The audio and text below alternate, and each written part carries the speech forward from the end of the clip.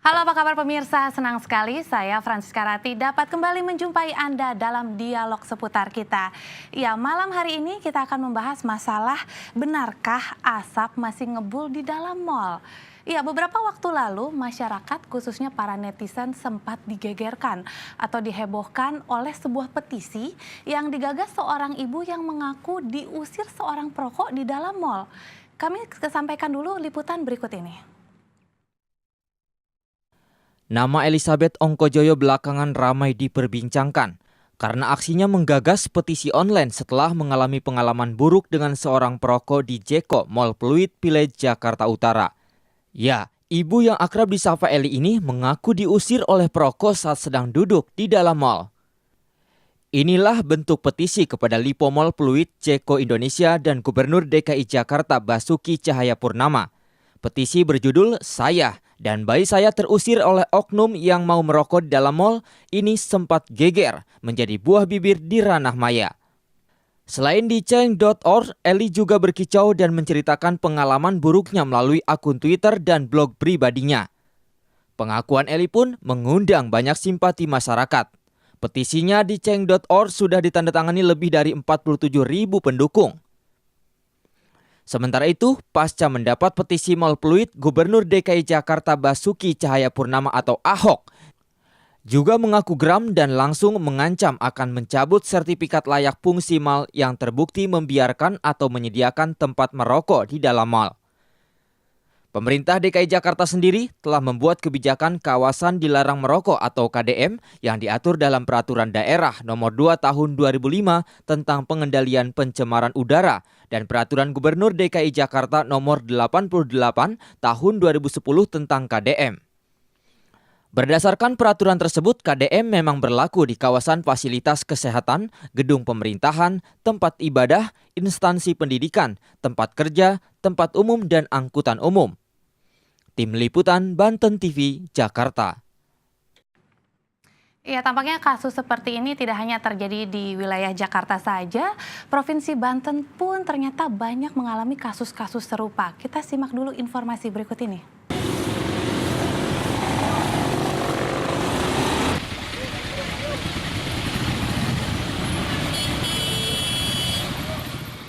Seolah tak peduli dengan himbauan Pemda, beberapa orang terlihat asik menghisap rokok tak jauh dari papan reklame anti rokok. Padahal reklame anti rokok dan himbauan pemerintah daerah agar tidak merokok di tempat umum terpampang jelas di kawasan Jenderal Sudirman, kawasan Kemang, Kota Serang, Banten. Ya, himbauan anti rokok nampaknya hanya menjadi hiasan yang meramaikan jalanan kota.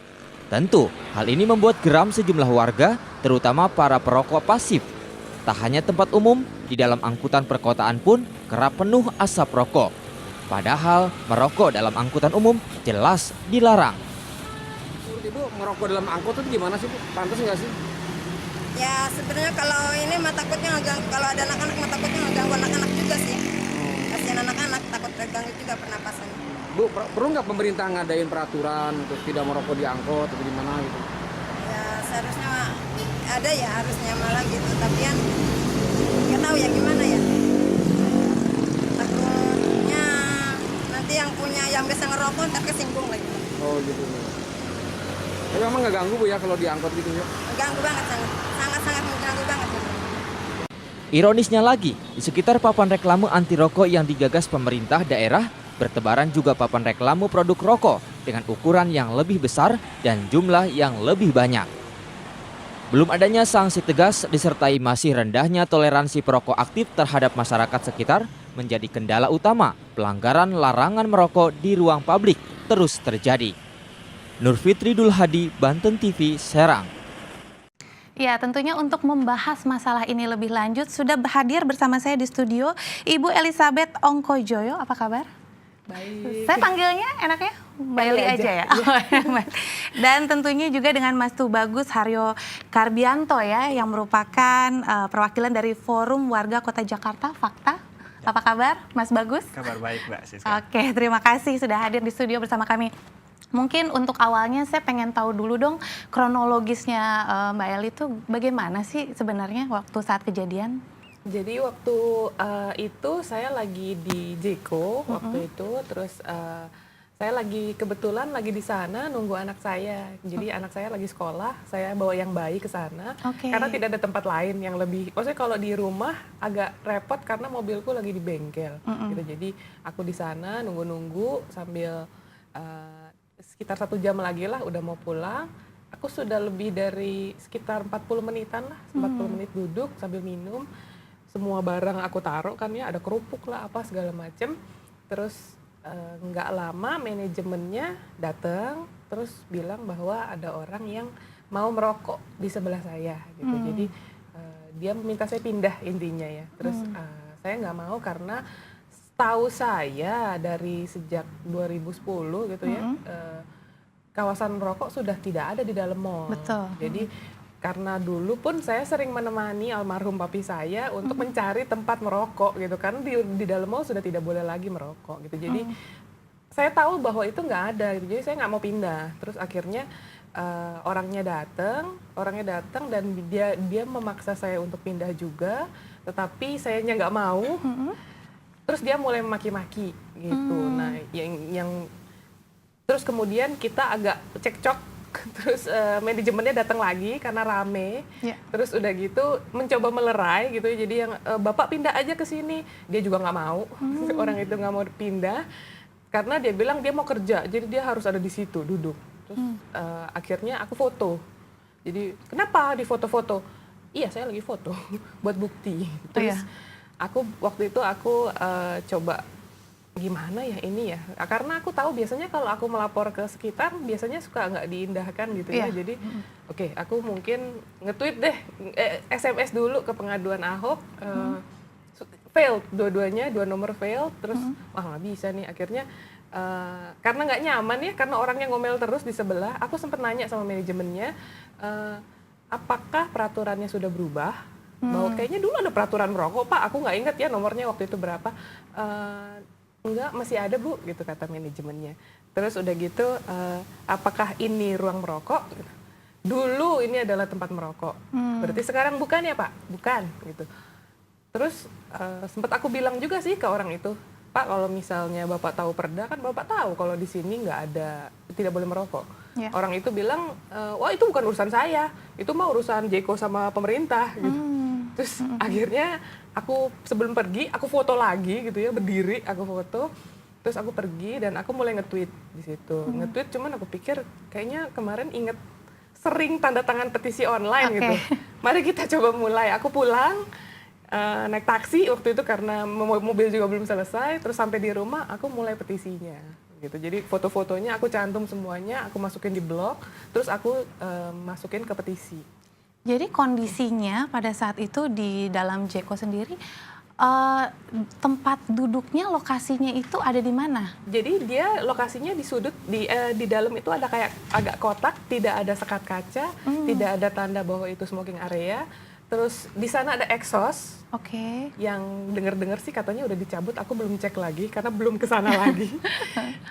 Dan tidak ada orang. Jadi karena sepi, waktu itu hari Rabu apa Kamis ya, saya agak lupa-lupa ingat. Orang-orang di sekitar sana kan penduduk sekitar, jadi kalau siang biasanya nggak ada orang. Gitu. Jadi paling cuman beberapa pengunjung, mungkin 2 atau 3 orang. Di sekitar kita nggak ada orang sama sekali. Jam 12. Karena anakku pulang jam 1. Menunggu waktu pulang sekolah. Menunggu pulang sekolah. Tapi ada nggak, terlihat nggak sih di dalam Jeko itu sendiri larangan kawasan bukan untuk merokok? Tidak gitu? ada. Terus tidak ada asbak juga di sana. Jadi orang ini membawa asbak yang dibawanya dari counter. Jadi kayaknya dia sebelumnya sudah ke counter dulu, nanya boleh merokok atau tidak. Terus dia dikasih asbak dan dia bawa ke meja. Gitu. Jadi kafe ini memprovide asbak Itu ya. dan exhaust.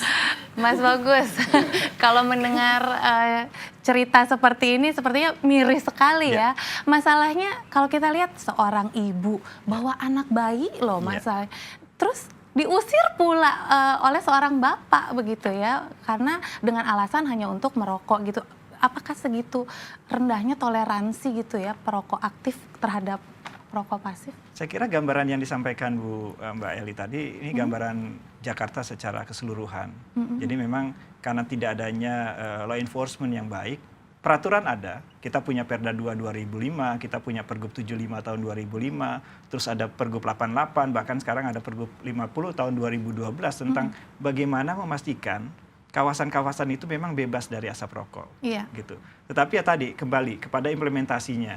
Nah, ketika implementasinya tidak baik, maka saya kira apa yang disuarakan Mbak Eli ini adalah satu dari sekian ribu, Banyak keluhan. sekian juta bahkan sampai juta keluhan mungkin ya. di Jakarta yang mengalami hal yang sama. Ya, kita akan bahas lagi nanti seperti apa sih kebanyakan keluhan masyarakat itu.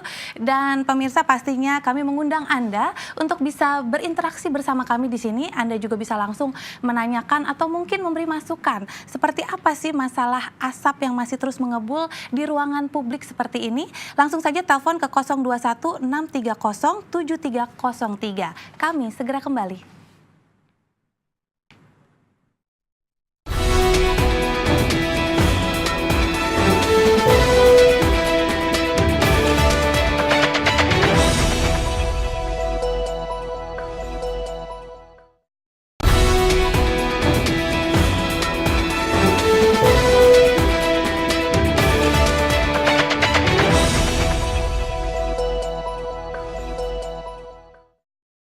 Ya, terima kasih Anda masih menyaksikan dialog seputar kita, dan malam hari ini kita membahas asap yang masih mengebul di mal ternyata.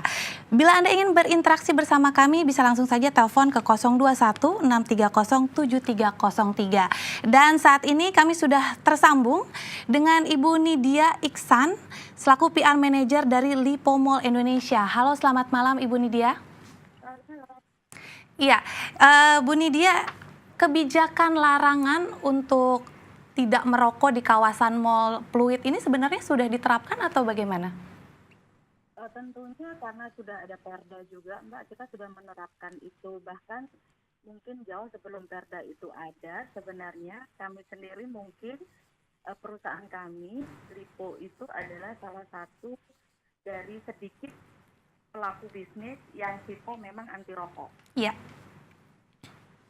Jadi sebenarnya sudah diterapkan ya? Sudah diterapkan. Berarti sesuai dengan Perda. Kalau melihat kasus kejadian kemarin yang menimpa Ibu Eli begitu, apakah bisa dibilang Lipo Mall Pluit kecolongan? Sebenarnya begini, kemarin kalau mungkin kita juga udah bertemu dengan Ibu Eli, kita sih menyayangkan karena pihak Ibu Eli tidak melaporkan peristiwa itu kepada kami. Jika memang melaporkan kepada kami, mungkin kita bisa segera melakukan tindakan. Dan mungkin juga bisa saya ceritakan di sini, setelah kejadian itu, setelah Ibu Eli menuliskan petisi itu kepada pihak JECO dan kepada kami, tanggal 3 itu dari BPLHD juga sudah melakukan sidak ke tempat kami. Dari BPLHD Jakarta Utara dengan Satpol PP dan LSM, di mana dari sidak itu memang tidak ditemukan pelanggaran dari pihak Pluit Village. Tapi kalau misalnya kita melihat kasus yang terjadi di JECO begitu ya, apakah sebenarnya ada kelonggaran dari aturan manajemen pihak mall sendiri terhadap tenan, sehingga pada saat kasus ini baru mencuat, baru diperketat lagi nih? Sebenarnya dari kami sudah melakukan peringatan kepada seluruh tenan atas Perda itu secara berkala, Mbak. Begitu. Jadi kalau kita dikatakan longgar itu salah juga ya, gitu. Pengawasannya sebenarnya seperti apa sih, Bu Nidia, untuk tenan-tenan mungkin masih ada gitu tenan yang dianggap bandel gitu? Kita melakukan pengawasan, kita juga melakukan sosialisasi kepada seluruh tenan atas aturan Perda itu secara berkala. Dan pihak JECO juga pernah, kita sudah terakhir itu bulan April kalau nggak salah, kita berikan peringatan, kita juga melakukan sosialisasi. Berapa lama, misalnya seminggu sekali kah atau sebulan sekali kah evaluasi berkala itu? Tergantung kebutuhan ya Mbak ya, karena seterusnya 3 bulan sekali, ada yang 1 bulan sekali gitu. Kalau kita menemukan pelanggaran, artinya kita segera melakukan peringatan kembali gitu. Pada saat Anda mengetahui terjadinya insiden yang ada di Jeko begitu ya, terkait Ibu Eli, apa yang langsung Anda diklarifikasi dari pihak manajemen Lipo Mall Pluit sendiri nih, Bu Nidia? Yang jelas kami segera menghubungi pihak Jeko untuk menanyakan perihal kejadian dengan Ibu Eli, apakah betul itu terjadi di Jeko begitu. Dan kita juga menghubungin Ibu Elizabeth waktu itu untuk meminta penjelasan beliau apakah bagaimana kejadiannya pada saat kejadian itu, karena memang kita tidak mengetahui. Berarti dalam waktu berapa lama Anda langsung mengklarifikasi kasusnya? Kita ketemu Bu Eli mungkin berapa hari kemudian gitu Mbak, karena dari Ibu Elinya menentukan waktunya itu kita sesuai dengan waktu Ibu Eli. Jadi sudah bertemu langsung begitu ya? Iya. Boleh saya klarifikasi dulu dengan Bu Eli yang ada di sini ya, Bu Nidia? Iya, silakan. Ya, gimana, Bu Eli? Apakah benar sudah terjadi pertemuan? Ya sudah, jadi kejadiannya di Rabu, ketemu dengan Lipo di hari Minggu. Oke, di situ sudah ada negosiasi atau permintaan maaf atau bagaimana? Permintaan maaf sudah pasti, semua sudah ajukan. Tapi seperti yang sebelumnya memang aku sudah tegaskan di kedua pihak dari baik Jeko maupun Lipo, bahwa yang aku minta dan masyarakat minta itu bukanlah permintaan maaf. Karena itu gampang sekali gitu, tapi ketika yang terjadi berulang kali yang kita mau adalah perubahan. Dan waktu itu memang dalam pertemuan itu sudah hadir manajemen Lipo dan mereka setuju dengan petisinya, dan aku minta beberapa perubahan gitu. Jadi misalnya coba lebih diperlihatkan sign-nya, misalnya di meja atau di dinding gitu. Berarti Ibu Nidia apakah mendengar tadi pernyataan dari Bu Eli? Jadi pada saat dari pihak BPLHD juga merespon dengan merespon petisi Ibu Eli itu sendiri gitu. Jadi pada saat dilakukan sidak tidak ditemukan pelanggaran di Pluit Village, tapi kita diberikan rekomendasi untuk ada 2 rekomendasi. Yang pertama adalah memasang pelarang merokok di setiap tenan yang ada di Pluit Village. Ya. Kemudian aktifkan kembali tentang aduan. Dan hari Jumat itu sudah jalankan. Jadi semua tenan itu sudah kita pasang larangan merokok sesuai dengan aturan Perda, di mana di situ dituliskan ada denda apabila ada oknum yang melanggar. Itu kita sudah jalankan. Berarti sudah ada perubahan ya? Sudah mulai dipasang sign-sign yang lebih besar begitu? Iya. Termasuk di Jeko sendiri? Tentunya.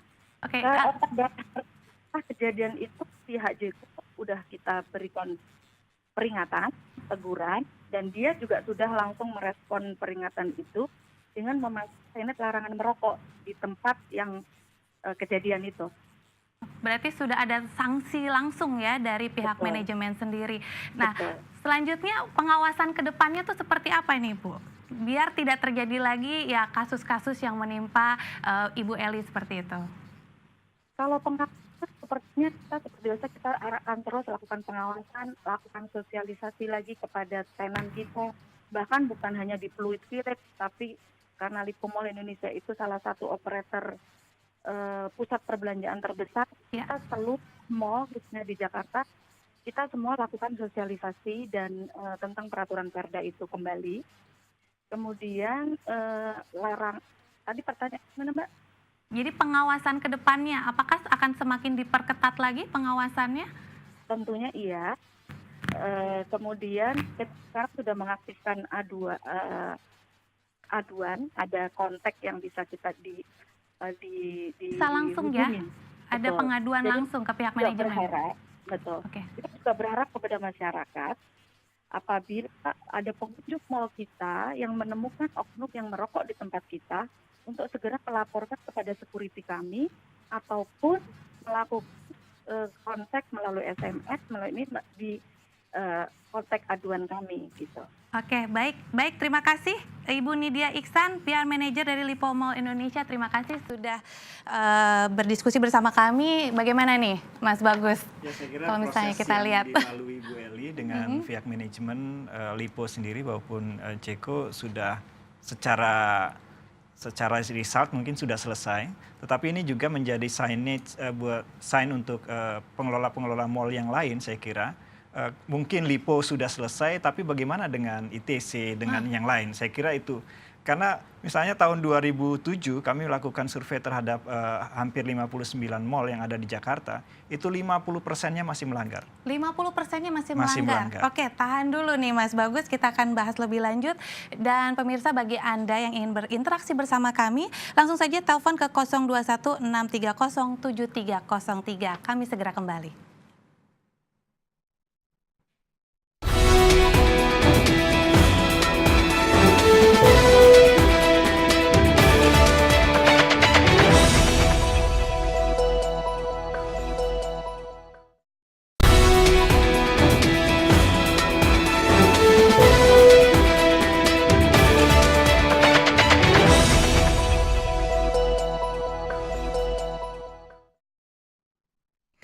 Ya, terima kasih Anda kembali di dialog seputar kita. Jika Anda ingin bergabung bersama kami atau bertanya langsung dengan para narasumber yang ada di sini, langsung saja telepon ke 021 630 7303. Nah, tahukah Anda bahwa merokok di ruangan tertutup, apalagi di ruangan ber-AC, ternyata bahayanya 2 kali lipat lebih besar? Berikut kami berikan informasinya.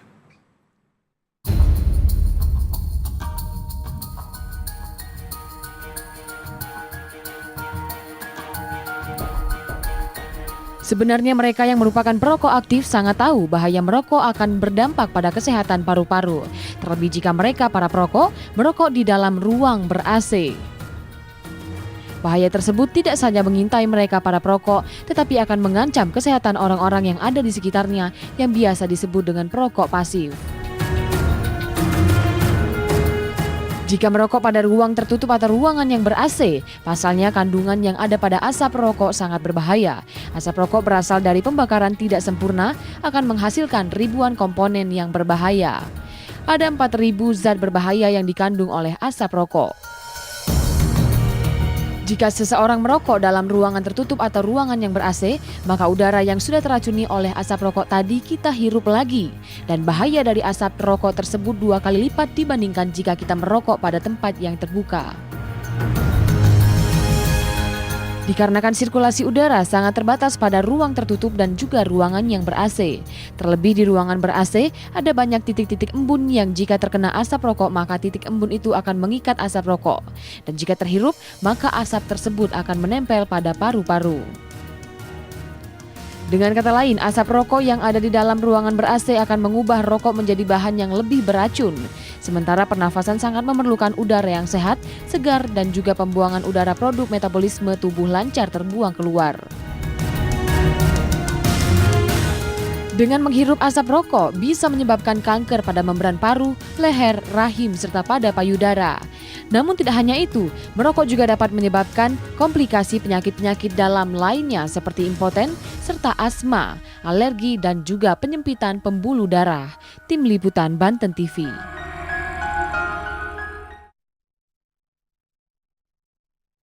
Ya, tampaknya kalau kita lihat itu luar biasa sekali ya dampak bahayanya untuk kesehatan begitu.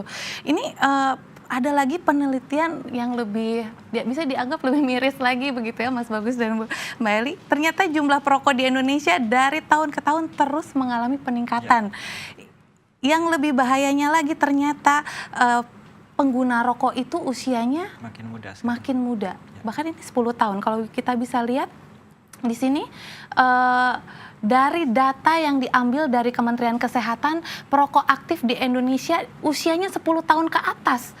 Jumlah perokoknya mencapai 58.000, sekitar 58.000 hingga 59.000 orang ya. Ini tentunya lebih banyak perokok pria begitu di sini. Dan bayangkan jumlah rokok yang dikonsumsi saja seharinya bisa mencapai 616.000 batang per hari. Kalau misalnya kita bandingkan gitu ya, harga satu batang rokok Rp1.000, uang yang dikeluarkan lebih dari 222 triliun rupiah per tahunnya untuk rokok saja. Itu data dari Kementerian Kesehatan. Bayangkan itu perokok Duit usia semua muda itu yang dibakar. ya. Dan sayangnya mereka yang menghabiskan uang juga umumnya anak-anak loh. Itu bagaimana? Kalau misalnya tadi kan Mas Bagus bilang 50%-nya pun masih Ya. bandel gitu ya. Dan saya kira saya ingin menambahkan sedikit. Jadi kalau sekarang kan kita tahu ada smokers, ada second hand smokers. Ya. Ada perokok, ada perokok pasif. Tapi sejak tahun 2009, General Surgeon-nya USA itu mensinyalir adanya sindrom yang baru yang disebut dengan third hand smokers. Jadi kalau Anda adalah seorang perokok, Anda pulang ke rumah, Anda masih punya bayi, Anda langsung memeluk anak Anda, maka residu rokok Anda yang menempel di baju, di janggut, di rambut, di pipi dan sebagainya itu akan terlepas kembali dan akan terhisap oleh bayi yang Anda gendong. Dan sindromnya itu sama persis dengan apa yang diderita nanti oleh second hand smokers itu. Dan sebetulnya kasusnya sudah ada satu di Indonesia yang terkena sindrom tadi. Dan ini saran saya untuk para perokok, ya berhenti. Kalau enggak ya kalau Anda belum bisa berhenti merokok, sebelum Anda bermain dengan anak Anda mandi, ganti baju, keramas, baru bermain dengan anak Anda. Karena kalau tidak, anak Anda punya potensi, bahkan istri Anda punya potensi akan terkena third hand smokers. Tapi dampaknya apakah langsung begitu pada saat Dia akan terkumulasi. digendong bayinya? Ya, itu akan terkumulasi. Jadi sama halnya misalnya saya sedang merokok di tempat ini. Sayanya sudah pergi. Adalah OB yang membersihkan ruangan ini.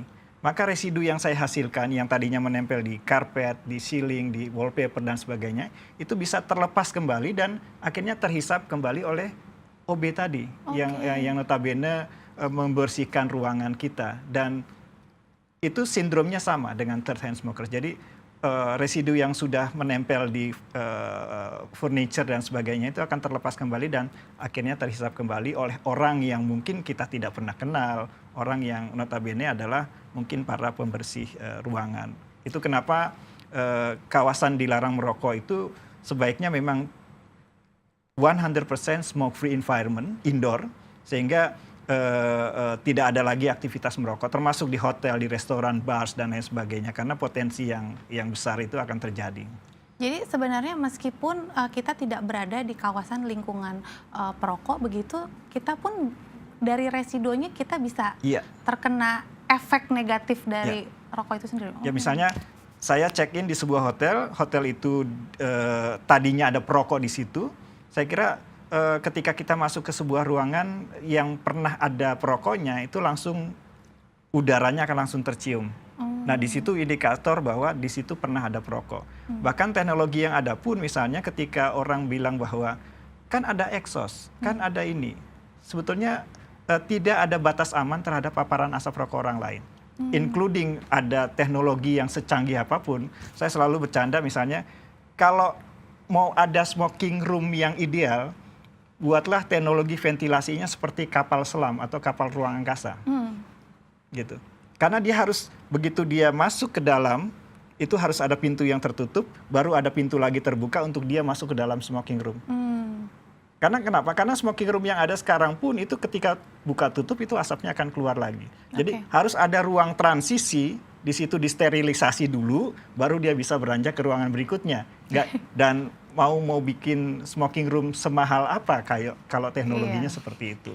Jadi daripada mahal-mahal, ya sudah tidak usah ada smoking room di dalam gedung. Dan saya kira sesuai dengan Pergub 88 tahun 2010. Oke, kita jawab dulu, ada penelpon. Halo, seputar kita? Iya, seputar kita. Iya, dengan siapa di mana, Pak? Dengan Pak Herun di Pramuka, Jakarta. Oh iya, silakan Pak. Ya, saya mau menganjurkan kalau memang ada larangan-larangan untuk rokok, ada hindaran untuk kesehatan masing-masing dari orang-orangnya tersebut, Mbak. Iya. Tapi kalau memang ditutup pabriknya, saya rasa orang-orang nggak bakalan nyari lagi deh, Mbak. Pasti berhenti total semuanya. Jadi jangan dipertanyakan masalah penyakitnya ini, penyakitnya itu. Kalau orangnya udah penyakit, terkadang saya lihat sendiri dengan ketentuan rokok itu ya, Pak. dokter sendiri yang menganjurkan kesehatan, ya sendiri merokok begitu loh. Oh, oke. Itu aja anjuran saya. Makasih. Kalau Bapak sendiri merokok nggak, Pak? Saya perokok. Kalau menurut Bapak, solusinya bagaimana, Pak? Biar perokok aktif dan perokok pasif itu tidak terbentur. Satu-satu jalannya ditutup pabriknya. Digantikan, dialihkan dengan produk apa gitu loh. Oke. Bapak setuju ya dengan cara seperti itu bisa memutus? Setuju sekali. Oke. Setuju sekali. Oke, baik Pak. Terima kasih. Gimana tuh? Ya, saya kira menutup pabrik itu tindakan yang sangat revolusioner. Dan itu perlu tuh ekstrim ya? Political will yang sangat kuat. Karena sepengetahuan saya, satu-satunya negara di dunia yang tidak ada pabrik rokoknya itu ada sebuah negara di Afrika, saya lupa namanya itu. Dia sampai mengatur misalnya kalau Anda membawa rokok itu hanya dibatasi sampai 20 batang. Dan tidak boleh ada transaksi jual beli rokok di dalam negara itu. Sampai pada titik ekstrim itu. Nah, untuk Indonesia saya kira mimpi Bapak masih lama sekali. Karena Indonesia itu satu-satunya negara di Asia Pasifik yang belum mengaksesi sebuah konvensi internasional yang namanya Framework Convention on Tobacco Control. Padahal notabene dulu kita salah satu drafternya. Nah, di dalam FCTC ini sebetulnya diatur sedemikian rupa sehingga epidemi global dari tembakau ini bisa diperkecil dampaknya. Seperti itu. Nah, dengan tidaknya kita meratifikasi mengaksesi FCTC, maka kita bisa lihat rokok gampang diakses oleh anak-anak, iklan rokok di mana-mana, kita keluar rumah sampai kita tidur lagi itu kita dipampangi dengan iklan rokok. Bahkan sekarang walaupun iklan rokok itu hanya boleh setengah 10 ke atas, sekarang mulai muncul banyak sekali sponsor dan sebagainya, justru muncul 24 jam di TV. Ketika kita ke Indomaret, Alfamart, kita bisa lihat LCD yang menampilkan iklan rokok di dekat kasir ya? Itu sangat mudah. Nah, kalau mungkin tanpa pembatasan. Untuk seorang ibu gitu ya dengan masih ada anak bayi dan anak kecil gitu, apakah itu yang menjadi alasan utama akhirnya ya udah deh saya bikin petisi aja rame-rame, ibaratnya kalau kata Mas Bagus memboikot begitu ya kawasan-kawasan yang masih bandel nih, ada kawasan dilarang merokok tapi tetap membolehkan merokok gitu. Yang membuat saya prihatin adalah memang saya sendiri dulu adalah anak dari perokok gitu. Jadi perokok berat. Ya, cuman papi saya sudah meninggal di 2012 dan alasannya apakah memang karena efek dari waktu itu kurang jelas, tapi menurut saya pribadi pasti karena bisa 1-2 bungkus sehari dan susah sekali untuk di stop gitu. Jadi karena waktu itu saya jadi cekcok juga sama papi sendiri karena waktu itu saya sudah punya anak. Jangan merokok di sini gitu karena ada bayi. Lama akhirnya setelah proses baru papi saya bisa dia nyari sendiri tuh tempat pergi jauh-jauh gitu. Ya cuman betul kalau kata Bapak tadi kan ternyata di baju segala macam masih ada residunya. Berarti memprihatinkan sekali kan meskipun sudah orangnya pergi, rokoknya sudah mati, ternyata dalam ruangan juga masih ada potensi gitu. Jadi menurut aku memang harus ada tindakan dari pemerintah mungkin kalau karena kan yang bisa membantu memperbaiki itu kan pemerintah. Kalau kita ntar kayak kasus yang kemarin. Setiap itu harus bikin petisi. Tapi sejauh ini bagaimana dengan petisinya? Apakah maksudnya itu cukup merubah atau memberikan perubahan begitu? Yang diharapkan oleh aku sebagai pembuat petisi adalah adanya perubahan nyata gitu dari minimal Jakarta dulu deh gitu. Gimana sih ibu kota bisa ngasih contoh gitu ke kota-kota lain. Oke, kita lihat apakah benar sudah ada perubahan begitu ya. Dan pemirsa, jika Anda masih ingin bertanya langsung nih dengan para narasumber kami dan juga memberikan masukan mungkin bagaimana sih kita menyelesaikan masalah ini bersama, langsung saja telepon ke 021 630 7303. Kami segera kembali.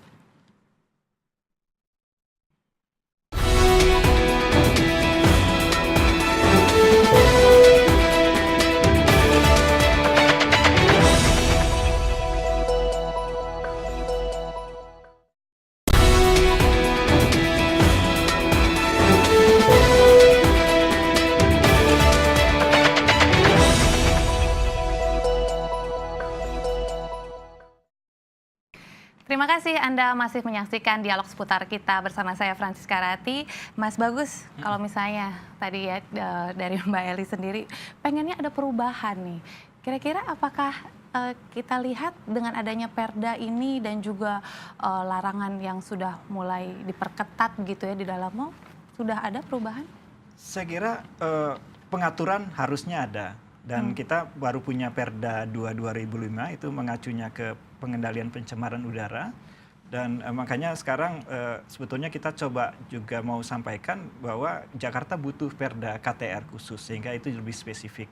Karena biar bagaimanapun ketika orang dilarang merokok bukan hanya hukumnya, kalau hukumnya mungkin gampang lah bikinnya. Tapi bagaimana implementasinya, bagaimana ada kesadaran sosial. Ini kan sebetulnya Dan social engineering. Pastinya. Gitu, social Mungkin tahan engineering-nya dulu nih begitu. Mas Bagus karena sudah ada penelpon. Oke. Ya, halo seputar kita.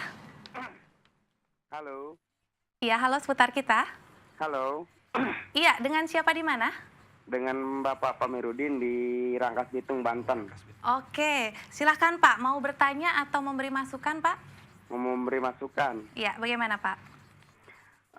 Saya setuju dengan adanya tadi yang pendapat Bapak yang telepon yang untuk pabrik yang ditutup itu, Bu. Iya.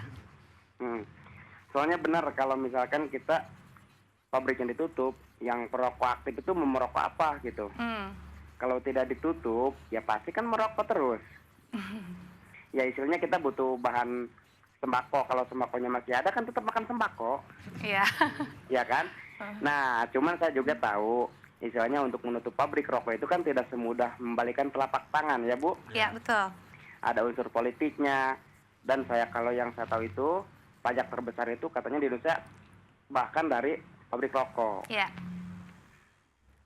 Jadi menurut Bapak solusinya enaknya bagaimana, Pak? Solusinya pabriknya ditutup, Ibu. Tetap ditutup juga ya pabriknya. Tetap ditutup. Itu dengan alasan apapun, walaupun misalkan negara merasa rugi pajaknya tidak masuk, kan masih banyak yang tidak kontroversi pajak yang masuk ke Indonesia. Iya. Kegiatan-kegiatan yang positif. Terus kalau menurut dari hukum ajaran agama Islam juga kan tuh udah jelas hukum-hukumnya makruh. Iya. Harusnya masyarakat, harusnya pemerintah juga menerangkan ke hal semacam itu. Benar kayak kemarin kontroversi masalah di Muhammadiyah bahkan fatwa Muhammadiyah itu mengharamkan. Kenapa di MUI, bukan MUI ya, di NU ya tidak mengharamkan. Yang tidak mengharamkan itu jelas orang-orang yang rokok aktif. Nah, saya sendiri tidak merokok. Saya setuju untuk menutup pabrik rokok itu sendiri. Oke, baik. Terima kasih, Mbak, atas masukannya. Ya, bagaimana nih, Mbak Eli? Apakah tutup pabrik selesai? Tujuan petisi terlaksana begitu? Sebetulnya kalau menurut mengacu pada petisi yang aku buat kemarin, aku tidak memberikan option mengenai menutup itu. Karena kayaknya berat. Iya. Cuman yang kita mau adalah kita sebagai masyarakat kan apakah ketika kita mengadu atau kita misalnya menegur orang, apakah kita akan dilindungi juga gitu? Apakah kita aman ketika kita negur orang? Karena mereka tahu, kayak kemarin aku sempat yang pas di Jeko itu, aku dibully juga. Terus waktu aku bilang soal perda segala macem sama si oknum itu dibilang itu bukan urusan dia. Padahal dia berada di Jakarta ya di mana peraturan itu berlaku gitu. Iya. Jadi sepertinya ada kesan nggak peduli. Gitu. Jadi waktu peraturannya baru selesai dibuat, semuanya rapi, terus nggak ada yang mengawasi, akhirnya mulai bolong-bolong lagi. Tapi sebagai warga mungkin ya, tahan dulu nih, sepertinya sudah ada yang telepon lagi. Halo, seputar kita. Halo, selamat malam. Ya, selamat malam Pak. Dengan siapa di mana? Bahar, Jakarta. Iya, bagaimana Pak Bahar? Gini, kalau ditutup pabrik rokok, kenapa banyak yang nganggur, ya kan? Kemudian berapa triliun pemerintah dari cukainya tuh, kan? Jadi kesalahan dari pemerintah dan salah kita semua. Iya. Cuman saya menghimbau secara ini aja lah, secara religius ya. Iya. Sebab saya lihat ya, agak menyimpang sedikit. Dilarang buang sampah di tempat ini. Tetap aja orang buang. Jadi rupanya secara ligos ada saya lihat di spanduk apa di gini di kain, dia bikin gini, ditulisnya lagi, ya Allah kalau ada yang buang sampah di sini cabutlah nyawanya. Kurang itu orang buang sampah. Jadi kan ada aneh itu kan. Ekstrim Jadi ya, Pak, saya ya? himbau secara apa? Anda yang merokok, saya udah 20 tahun saya merokok ya. Jadi Anda yang merokok ini Anda banyak dikutuk orang. Jadi kurangi, kalau mau merokok tolonglah tempat-tempat yang kalau bisa ditelan rokoknya ya nggak apa, banyak dikutuk orang, apalagi yang ibu-ibu bawa anak kan. Jadi saya himbau begitu. Gitu aja, terima kasih. Sebenarnya kalau kita lihat usaha-usaha yang agak mainstream, anti mainstream sebenarnya yang seperti itu, apakah bisa jadi solusi juga? Saya kira kembali ke karena ini persoalan behavior dan itu harus diatur betul. Ini sama seperti misalnya ketika orang tidak tertib naik turun kendaraan umum di halte. Tapi ketika dia naik Transjakarta, dia mau tidak mau harus di halte. Karena kalau dia tidak di halte, maka dia tidak bisa naik Transjakarta. Nah, sebetulnya bagaimana pemerintah bisa secara kreatif dan tentunya dibantu oleh civil society dari sisi pebisnis dan lain sebagainya juga harus kreatif membuat sedemikian rupa sehingga aturan yang baik ini bisa terimplementasi.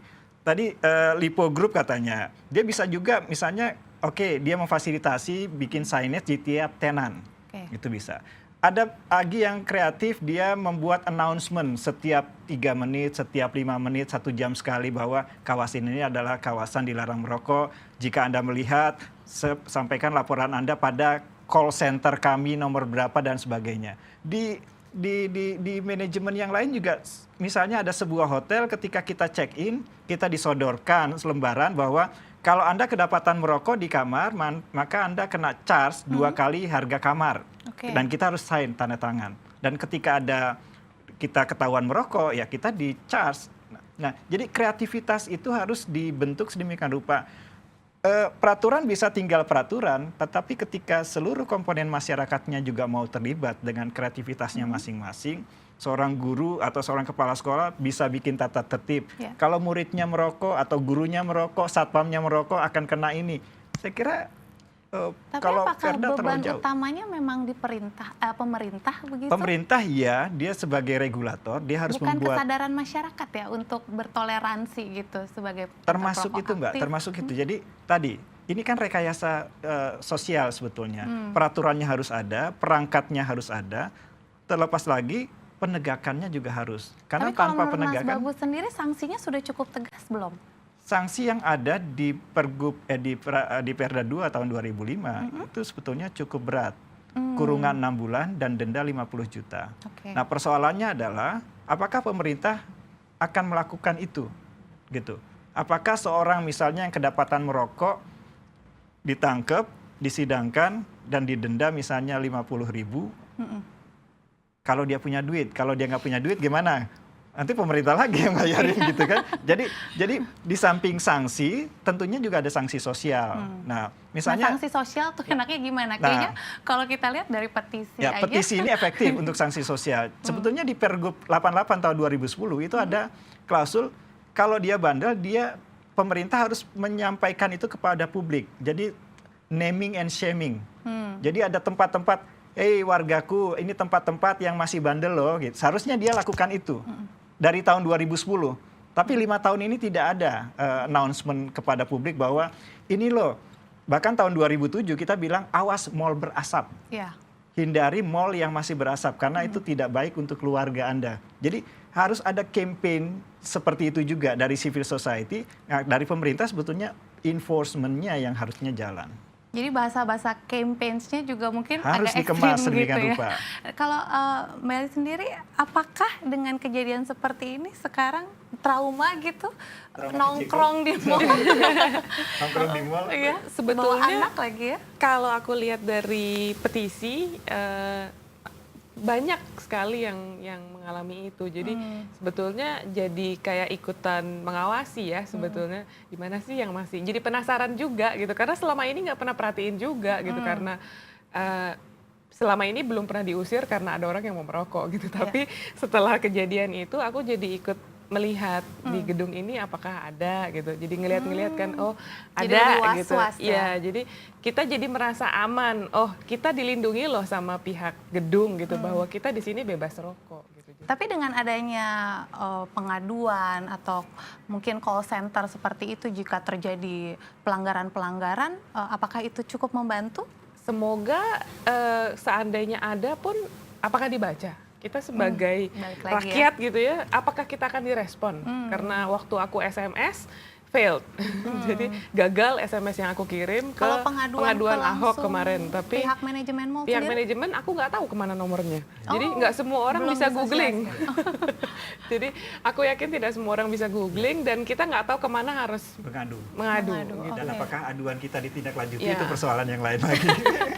Nah, mungkin kalau dari sisi Mas Bagus nih ya sebagai mungkin ya bisa dianggap aktivis anti tembakau juga begitu. Bagaimana sih kita bisa ya mungkin kita bisa memberi tameng atau benteng untuk diri kita yang mungkin bukan seorang perokok aktif yang harus berada di lingkungan perokok aktif begitu? Saya kira pertama kita harus punya kesadaran dulu. Kadang-kadang gini, seseorang ketika menegur orang dia akan lihat-lihat. Ini kalau badannya lebih gede dari gue nggak berani misalnya gitu.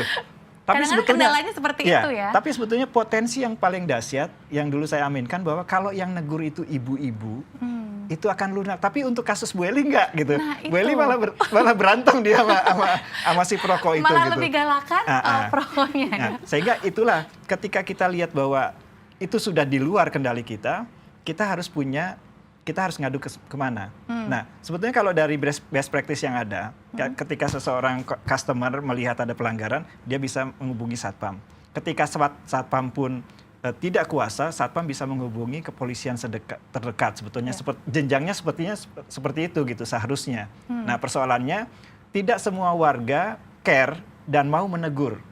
Karena yang ada di benak dia, kalau saya lakukan itu, maka saya akan membuat masalah. Ketika saya harus komplain nanti ada verifikasi, diklarifikasi dan lain sebagainya. Kadang-kadang orang kita belum mau ketika ada kecelakaan, nggak mau orang jadi saksi karena nanti akan ribut, panjang, ya. Waktu saya kebuang dan lain sebagainya. Nah, bagaimana sekarang pemerintah seharusnya membuat sebuah mekanisme di mana Anda bisa mengadu ke sini. Aduan Anda dalam waktu 3 hari akan ditindaklanjuti. Anda akan mendapatkan progress reportnya terhadap pengaduan Anda. Nah, kalau ada jaminan semacam itu, saya kira warga masyarakat manapun akan berbondong-bondong karena dalam hatinya dia yakin bahwa aduan saya akan ditindaklanjuti dan saya akan menerima sampai di mana nih prosesnya sekarang. Begitu. Jaminan hukum dari pemerintah itu penting sekali ya, dan semoga saja ini petisi dari Mbak Eli benar-benar bisa membawa perubahan gitu ya.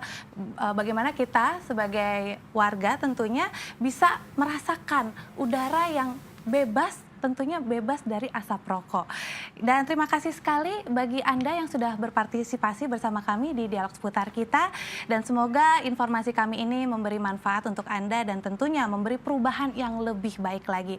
Terima kasih sudah datang bersama kami di studio. Saya Francisca Rati, sampai jumpa. Terima kasih.